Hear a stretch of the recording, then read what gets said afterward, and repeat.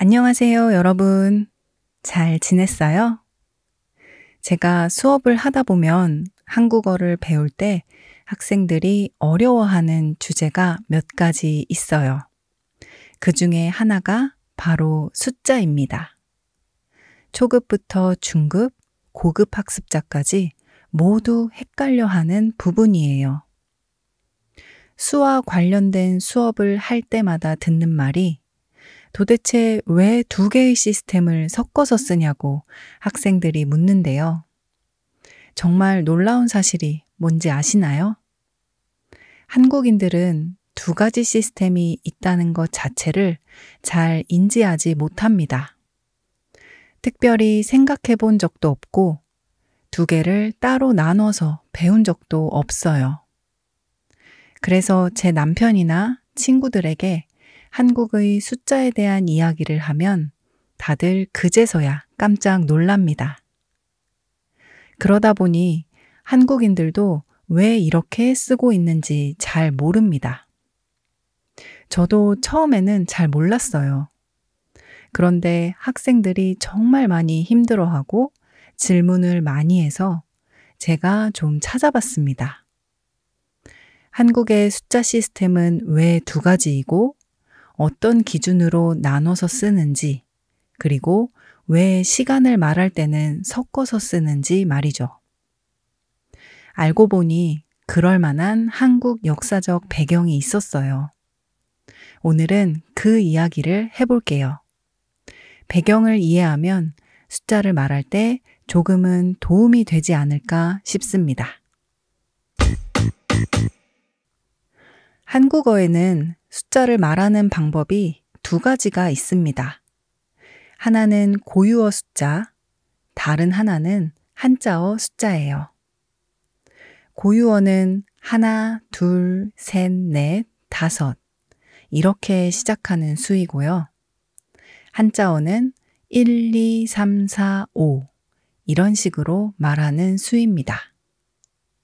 여기까지는 한국어를 조금만 공부해 본 사람이라면 다들 아실 겁니다. 우리가 궁금한 건 그 다음이죠. 이 두 가지 수를 어떻게 구분해서 쓸 것인가? 그것을 알기 위해서는 한국의 역사를 조금 이해할 필요가 있어요. 일단 고유어는 아주 오래전부터 한국 사람들이 사용해 온 말을 뜻합니다.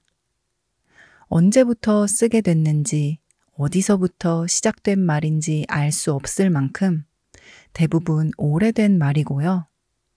주로 입에서 입으로 전해져 내려옵니다.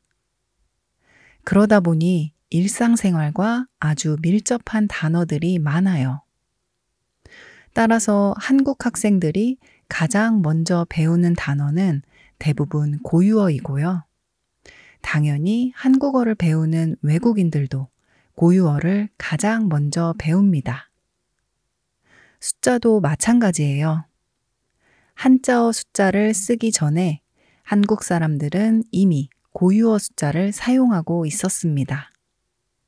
아마도 서로 거래를 하고 물건을 나누고 저장하기 시작하면서부터 아닐까 싶어요.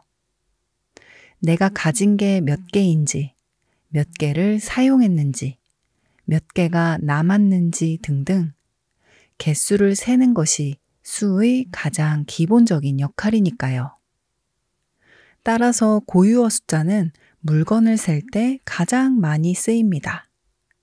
사람이 몇 명인지, 과일이 몇 개인지, 동물이 몇 마리인지, 책이 몇 권인지, 물이 몇 병인지, 차가 몇 대인지, 옷이 몇 벌인지, 커피가 몇 잔인지, 자동차가 몇 대인지 등등 말이죠. 그리고 지금은 가격을 말할 때 한자어 숫자를 쓰지만 조선시대까지만 해도 한냥, 두냥, 세냥과 같이 고유어로 값을 표현했습니다. 이때만 해도 종이 지폐가 없었고 동전의 개수로 값을 지불할 때니까요. 또 서로 나이를 묻고 답할 때 고유어 숫자를 사용합니다. 나이를 묻고 누가 더 윗사람인지 아랫사람인지 파악하는 건 역시 한국의 오래된 문화이기 때문이죠. 자, 정리하자면 고유어 숫자는 아주 오래전부터 한국인들이 사용해왔고 한글이 만들어지기 전부터 입에서 입으로 전해 내려왔어요. 일상생활에서 물건의 개수를 셀 때 많이 사용했습니다. 그래서 지금도 물건을 셀 때 단위 명사와 함께 사용됩니다. 사람은 명, 동물은 마리, 물은 병, 책은 권 등과 같이 말이죠. 또 나이를 묻고 대답할 때도 나이를 센다는 의미였기 때문에 고유어 숫자를 사용했습니다. 그런데 어느 나라나 마찬가지로 한국도 주변국의 영향을 많이 받았습니다. 그러다 보니 한자의 영향을 많이 받았고 그래서 1, 2, 3, 4, 5 같은 한자어 숫자를 함께 사용하게 된 겁니다. 특히 조선시대에는 당시 관료들과 양반들이 한자어를 주로 사용했는데요. 당시 백성들은 아예 글을 읽거나 쓰지 못하는 경우가 대부분이었어요. 한자어는 양반의 신분을 가진 사람이거나 나랏 일을 하는 관리들의 문화였습니다. 따라서 기록이 필요한 공식적인 문서에는 당연히 한자어가 쓰였어요. 그런 관습들이 지금까지 내려와 한자어 숫자를 쓰고 있는 겁니다. 즉, 날짜, 생년월일, 전화번호, 주소 등이 여기에 해당됩니다. 쉽게 말하면 여권에 표시되는 정보나 혹은 회원가입을 위한 정보에 들어가는 숫자는 모두 한자어 수를 사용한다고 생각하시면 될 것 같아요. 예를 들면 이렇게 씁니다. 오늘은 2025년 7월 4일이에요. 제 생일은 2019년 12월 25일이에요. 전화번호는 010-1234-5678번이에요. 주소는 서울특별시 종로구 사직로 161입니다. 저는 아파트 3층에 살아요. 이런 식으로 쓰입니다. 여기까지 정리해보면 고유어 숫자는 아주 오래전부터 일상생활에서 쓰이던 말이기 때문에 물건의 개수나 나이를 물을 때 사용하고 한자어 숫자는 주로 공식적인 문서 작성에 많이 쓰였기 때문에 날짜, 생년월일, 전화번호, 주소에 사용하는 것입니다. 어때요? 이제 조금 이해가 되시나요? 자, 그럼 우리가 가장 이해하기 어려운 것, 바로 시간을 말할 때는 왜 고유어와 한자어를 섞어서 쓰는지 알아보도록 하겠습니다. 아주 오래전 한국이 농경사회였던 시절, 사람들에게 가장 중요한 것은 지금 해가 어디에 위치하고 있는지였습니다. 그래서 해의 위치를 표현하는 방법으로 시간을 말했어요. 그때는 숫자를 아예 사용하지 않았습니다. 대신 하루를 12개의 구간으로 나누고 각 구간에 자축, 인묘, 진사, 오미, 신유, 술, 해라는 한자 이름을 붙여서 시간대를 표현했어요. 즉, 시간을 2시간 단위로 나눠서 이름을 붙인 겁니다.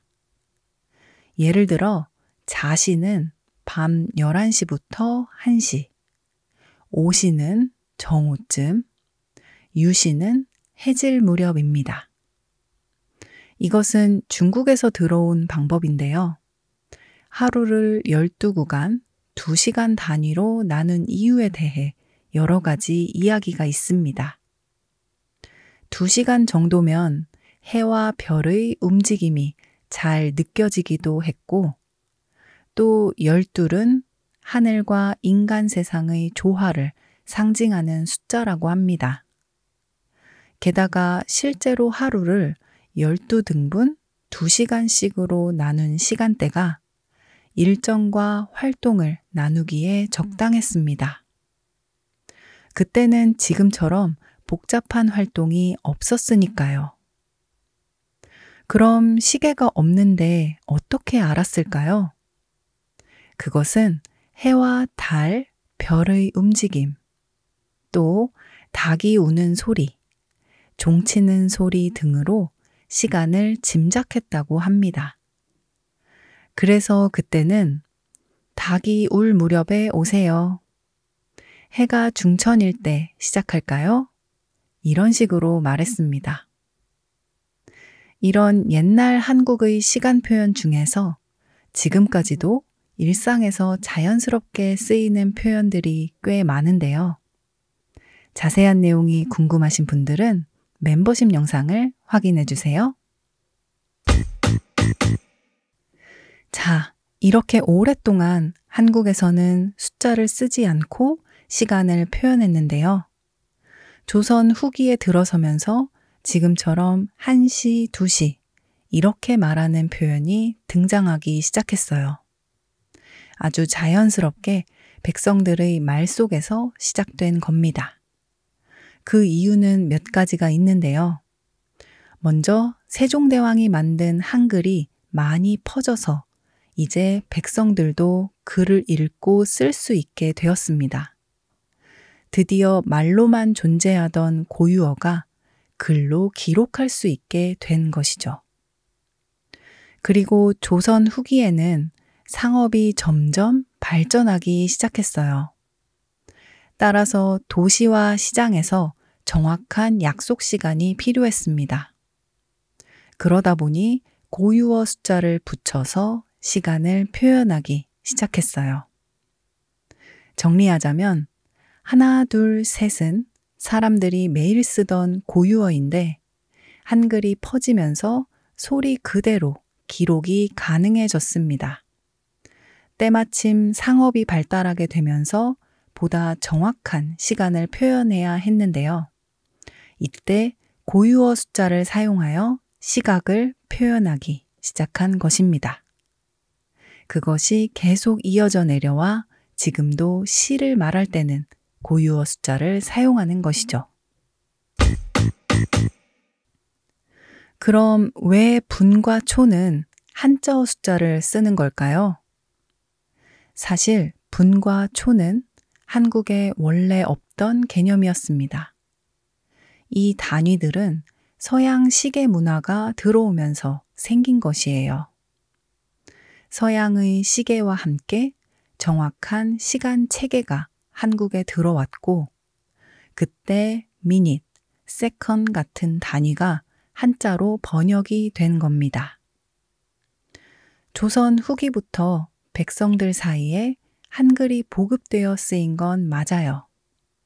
하지만 여전히 19세기 말까지도 공식 문서나 교육, 학문적으로는 한자가 절대적으로 쓰였습니다. 정부, 학자, 교사, 의사, 번역가 등 지식인들은 모두 한자를 중심으로 사용했어요. 특히 조선 말 한국에는 서양의 과학, 의학, 천문학, 군사, 철학 등의 개념이 들어왔는데요. 이런 새로운 개념은 대부분 한자로 번역이 되었습니다. 그 당시에는 한자로 번역해야 좀 더 고급 지식처럼 보인다고 생각했어요. 시간도 마찬가지였습니다. 그래서 미닛은 분으로, 세컨은 초로 번역되어 쓰기 시작했어요. 그리고 자연스럽게 한자어 숫자를 함께 쓴 겁니다. 30분 45초 이렇게 말이죠. 이것이 쭉 이어져 내려와 지금도 분과 초를 표현할 때는 한자어 수를 사용하는 것입니다. 오늘은 왜 한국어에는 숫자가 두 가지인지, 그리고 시간이 왜 그렇게 복잡하게 표현되는지를 한국의 역사와 함께 알아봤습니다. 언어는 사람들의 생활 속에서 만들어지고 또 사라지기 때문에 그 나라의 역사와 문화를 빼고는 이해가 잘 안 되죠. 그런데 우리는 언어를 배울 때 규칙과 단어를 많이 외우면 다 된다고 생각할 때가 종종 있습니다. 물론 단어를 암기하고 문법을 공부하는 것은 매우 중요한 일이에요. 하지만 그 언어를 쓰는 사람들과 문화에 대해 이해하면 그 언어를 훨씬 빠르고 쉽고 또 깊게 배울 수 있습니다. 아는 만큼 보이니까요. 그래서 오늘은 한국 숫자에 대한 이야기를 조금 자세하게 얘기해 봤는데요. 여러분이 한국어 숫자 말하기를 연습할 때 오늘 제 이야기가 도움이 되었으면 좋겠습니다. 더 궁금하신 점 있으시면 댓글로 남겨주세요. 지금 케이진의 한국어 팟캐스트 멤버십에 가입하시면 멤버십 전용 영상을 보실 수 있고 이 영상의 한국어 스크립트 PDF 파일을 무료로 다운받으실 수 있습니다. 아래 링크를 통해 가입하실 수 있어요. 여러분의 적극적인 참여와 관심, 응원에 항상 감사드립니다. 오늘의 수다는 여기까지. 다음에 또 만나요. 안녕.